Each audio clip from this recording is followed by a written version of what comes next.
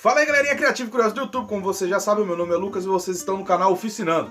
Esse vídeo de hoje é mais um daqueles vídeos onde nós batemos um papinho aqui por uns 10 minutinhos sobre temas que vocês pedem aqui no canal, então já peço que se você tiver alguma ideia, comenta lá embaixo, fala o que você acha, o que você quer ouvir, que a gente bata um papinho aqui por 10 minutos, que aí o seu comentário também aparece no vídeo.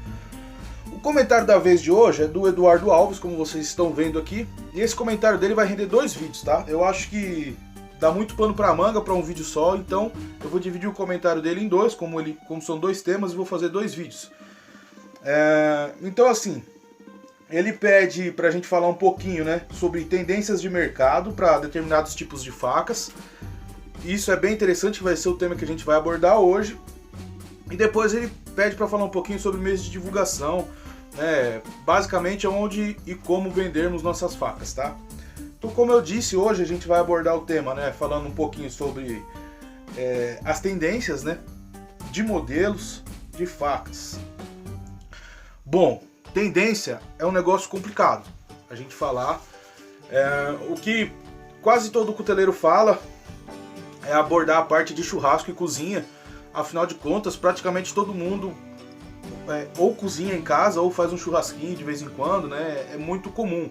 Você consegue abordar uma área muito ampla, né? Muito maior do que, por exemplo, se você fosse abordar um segmento só de facas de pesca, por exemplo. Não é todo mundo que gosta de pescar. Eu amo pescar, mas não é todo mundo. Tem gente que às vezes vem aqui me visitar no sítio e eu falo, pô, vamos pescar ali e tal, não sei o que. Aí eu, pá, mas não gosto muito de pescar, prefiro ficar aqui tomando solzinho e tal. Então não é todo mundo que gosta de pescar, e isso é um fato. Então só usando faca de pesca como um exemplo, tá? Então geralmente o pessoal aborda facas de churrasco e cozinha, né, como uma super tendência, como facas que vendem bastante.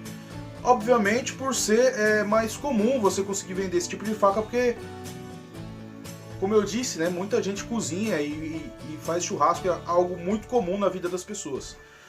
Ou seja, ela se torna uma tendência grande, né? Então é comum você fazer e vender. Facas à pronta entrega, é interessante você fazer mais facas de churrasco e facas de cozinha, porque você consegue abordar um público maior, né? Por exemplo, pessoas que às vezes nem são tão ligadas à cutelaria mesmo, estão lá no seu Facebook, onde você for divulgar, amigos, parentes, que não são tão ligados a essa área de cutelaria artesanal, mas querem ter uma faca diferenciada lá para o seu churrasco, ou na hora de fazer uma comidinha lá em casa lá para amigos e tal, ter um negócio diferente. Então, a faca de churrasco e cozinha é uma tendência muito grande. Obviamente, ela sempre vem a crescer, tá? Aí você fala, pô Lucas, então só faca de churrasco e cozinha? Isso é o que você mais vende? Não, por incrível que pareça, não é o que eu mais vendo, tá? Daí que vem esse ponto que eu gosto de destacar. Quando muita gente me pergunta isso no WhatsApp, né? Pô, o que eu faço primeiro e tal? Então eu sempre passo isso para as pessoas quando me perguntam, tento sempre passar, tá? Que a tendência da sua cutelaria, a tendência do que você vai produzir mais, é você que faz, é você que cria a sua tendência. Estranho isso, Lucas, não entendi. Vou explicar para vocês como que funciona, ao meu ver. Por exemplo, eu divulgo muito na minha página do Facebook. Por que eu divulgo muito lá? É o lugar que me dá mais retorno? Não, mas é o lugar que eu mais divulgo por conta da facilidade de eu conseguir agendar várias postagens de forma gratuita. O Instagram tem ferramentas para fazer isso, mas você paga. Mas, por exemplo, no Facebook eu consigo agendar até 4 ou 5 meses de postagem todo dia, uma faca diferente todo dia. Então, eu tenho uma facilidade maior ali pelo Facebook. E aí, eu consigo gerar uma tendência do que eu quero produzir por essas postagens. Pô, Lucas, como assim? Se eu pegar um mês inteiro e esse mês inteiro eu só fazer postagem de faca de churrasco e cozinha, as minhas encomendas de churrasco e cozinha vão aumentar de forma totalmente significante, incrível mesmo. Eu já reparei isso, quanto mais postagem eu faço de um certo segmento de facas, maior aumenta a procura por essas facas. Obviamente porque o seu catálogo está aumentando naquele segmento, né? A galera começa a procurar mais. Então, as facas que eu mais produzo são facas táticas, mateiras, faca de pesca, faca de camping, né? facas de caça, é o que eu procuro assim, produzir mais, é o que eu gosto de produzir mais. E por incrível que pareça, como geralmente são facas para acabamento fosfatizado, mais escuras, isso chega até a espelhar na produção das suas facas de churrasco. Então o camarada vem para te pedir uma faca de churrasco e fala: pô, Lucas, eu queria uma faca de churrasco mais preta, mais discreta, fosfatizada, cabo escuro. Que se você for analisar, esses detalhes são detalhes puxados ali para essas facas táticas. Então isso é super interessante. Por isso que quando alguém me pergunta, geralmente eu falo: pô, a tendência é você que faz, né? Então a tendência aqui da minha cutelaria, o que eu gosto de dizer para todo mundo, que eu acho uma super tendência, que muita gente gosta, é linha black, faca preta, né? Então acabamento fosfatizado ou pintura epox, eletrostática, o cabo, né, mais puxado com as cores mais escuras ou contrastantes com o preto, né, com detalhes diferentes. A galera gosta muito, por exemplo, uma guarda polida para uma faca preta, mas não fugindo muito dessa linha black. Eu acho que essa é uma tendência bem grande, porque o brasileiro ele não gosta muito. Eu trabalho mais com aço oxidável, digamos assim, né? São os aços ligas e aço carbono. Então, obviamente, ele enferruja. E o brasileiro, ele não gosta muito de faca com pátina, essa coisa natural assim que pode vir a acontecer em facas dessa linha, né? Facas de aço carbono ou de aço liga. Daí a fosfatização, ele é um plano assim que você agrega a sua produção, né, as suas peças, que facilita aí para o seu cliente não ter esse tipo de problema na sua faca de oxidação, etc e tal. Obviamente se torna uma tendência, porque grande parte do mercado da cutelaria, né, vem desses aços, né? Até gente que usa aço reciclado, que está começando, usa aço mola, usa aço de disco de arado, enfim.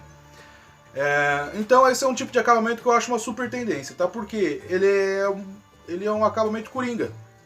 Você usa para facas táticas.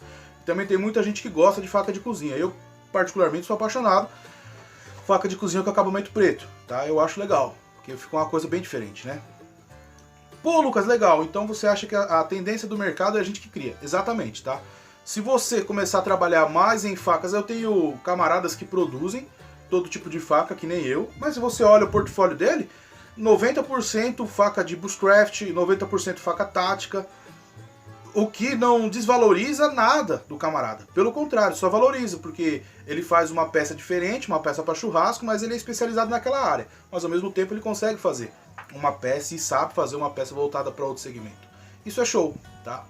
Então, como eu disse, a tendência geralmente é você que cria, né? Vem das suas postagens, tá? Então, por exemplo, tem gente que fala: 90% das facas que eu faço é faca de churrasco. É porque ele faz, compartilha a faca de churrasco, aí aquilo vai ficar no portfólio dele, lá onde ele compartilha, e obviamente ele vai ter mais encomendas daquilo. Então, isso é super interessante, né? Eu acho que é um ponto a se destacar. Ou geralmente, né, as facas de cozinha e churrasco saem um valor um pouquinho abaixo do que as facas táticas e campeiras que ele costuma produzir, por conta às vezes de ser uma faca mais fácil de se produzir, né? Ou porque ele já tem uma facilidade maior para produzir ela, porque ele produz muito, então ele desce um pouquinho o preço de uma e sobe o preço da outra. Aquela que tem o preço mais barato também pode se tornar uma tendência por conta disso. Além de ser o fator dele compartilhar muito, também o preço de serem diferentes. Tá? Então as tendências são complicadas por conta disso. E já no finalzinho aí, nos últimos minutos, tendência de material. Hoje a gente vê um boom do damasco, por conta também de cursos, muita facilidade, né? Então a gente vê muita gente trabalhando aço damasco. Eu acho super legal, tá? Mas, por exemplo, uma vertente do damasco, que é o Sanmai, né? Você vê pouco no Brasil, mas eu acho que tem tudo pra continuar, assim, pra você ver mais isso, né? Pra ser algo mais procurado na cutelaria nacional, justamente porque é pouco que se vê, tá? E depois disso, eu acho interessante também, até estava conversando com o Alexandre da Guajuvira, os inox, aço inox ferramenta, aço inox no geral. Por conta disso que eu acabei de falar,